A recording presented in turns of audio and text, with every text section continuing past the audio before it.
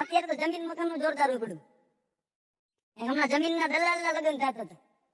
આમ ગોર બાપામાંથી હુકમ કરો, કન્યા બદલાવો સાવધાન. આ કન્યામાંથી આવી, કન્યાને પાછી બે ત્રણ બાઈ હું છે ધીમે ધીમે હાલતી હાલતી લઈ આવી. ખાના બિહાડી હસ્તમેળાપનો ટાઈમ થયો એટલે ગોર બાપાએ પાછું કીધું હસ્તમેળાપનો સમય.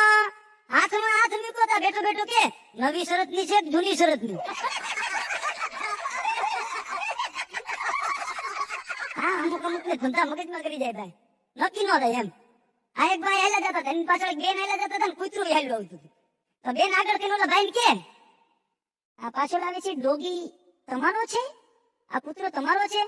તો ભાઈ કે તમને કેમ ખબર પડી? તો કે તમારી પાછળ આવેલો આવે છે એટલે કહું છું.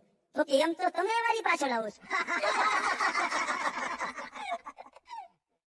હા, પણ પતિ પત્નીની વાત હાસ્ય છે ને સૌથી વધારે સાહેબ પતિ પત્ની માંથી મળે છે. એનું કારણ છે કે આપણી બહુ જૂની કહેવત છે કે જ્યાં પ્રેમ હોય ને ત્યાં તકરાર હોય.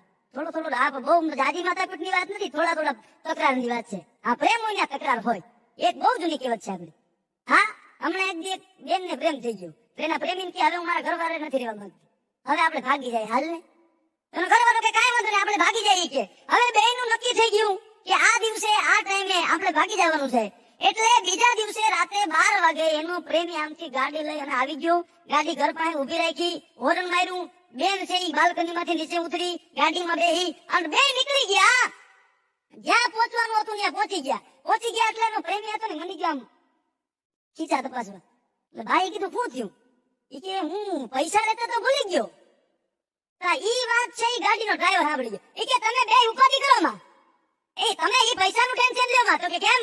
તો કે પૈસા આ બેનના ઘરવાળા મને કાલ રાતે જ આપી.